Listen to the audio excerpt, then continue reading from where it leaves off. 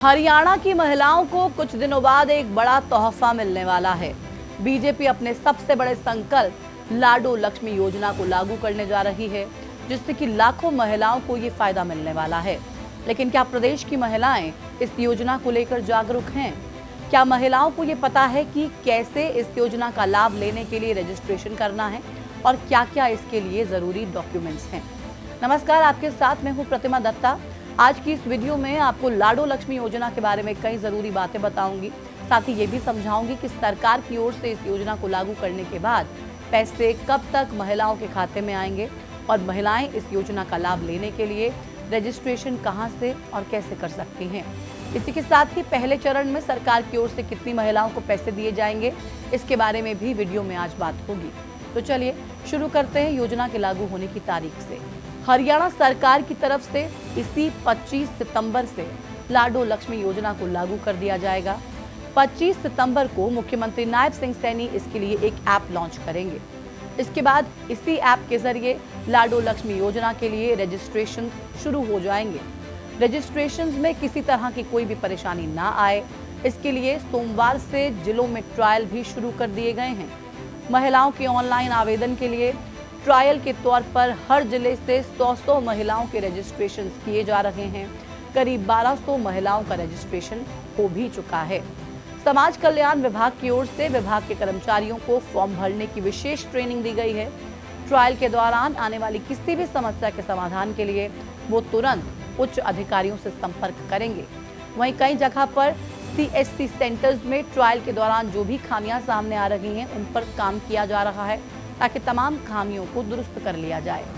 25 सितंबर से प्रदेश भर में सभी पात्र महिलाएं इस योजना के लिए आवेदन कर सकेंगी। वहीं आवेदन करने के लिए महिलाओं को इधर उधर भागना ना पड़े, इसके लिए सरकार ने एक ही मोबाइल फोन से 20-25 रजिस्ट्रेशन करने की व्यवस्था बना दी है। एक फैमिली आईडी में एक मोबाइल नंबर से 3 फॉर्म्स भी भरे जा सकते हैं, भले ही वो नंबर फैमिली आईडी में पंजीकृत हो या फिर नहीं। ये प्रावधान उन परिवारों के लिए विशेष रूप से फायदेमंद रहेगा जहां एक ही मोबाइल नंबर का इस्तेमाल कई सदस्य करते हैं। इसके अलावा पात्र महिलाएं जो इस योजना के लिए आवेदन करेंगी, उन्हें ऑनलाइन फॉर्म भरने के लिए आधार कार्ड, परिवार पहचान पत्र, हरियाणा निवास प्रमाण पत्र, आय प्रमाण पत्र, पासपोर्ट साइज फोटो और बैंक पासबुक की जरूरत होगी।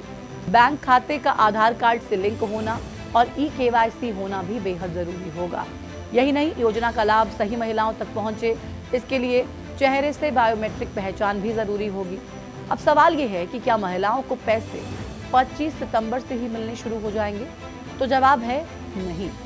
25 सितंबर से महिलाएं सिर्फ आवेदन कर सकेंगी, जबकि महिलाओं के खातों में पैसे 1 नवंबर से आएंगे। वहीं पहले चरण में हरियाणा की करीब 20 लाख महिलाओं को हर महीने इस योजना के तहत 2100 रुपए दिए जाएंगे। हालांकि सरकार की ओर से आगे इस योजना का दायरा बढ़ाने की बात भी कही गई है। 25 सितंबर से लागू होने वाली इस योजना के लिए हरियाणा सरकार को हर साल 5000 करोड़ रुपए खर्चने पड़ेंगे। अगर दूसरे चरण में सरकार इस योजना के तहत आने वाली लाभार्थियों की संख्या बढ़ाती है तो ये खर्च सालाना कहीं ज्यादा बढ़ जाएगा। अभी सरकार की ओर से योजना में कई शर्तें रखी गई हैं, जिसकी वजह से लाभार्थियों की संख्या काफी घट गई है। जो शर्तें रखी गई हैं उनमें उम्र की शर्त भी शामिल है। इस योजना के लिए हरियाणा सरकार ने 23 से 60 की उम्र पात्रता मानी है। साथ ही आवेदक को हरियाणा का स्थायी निवासी होना बेहद जरूरी है।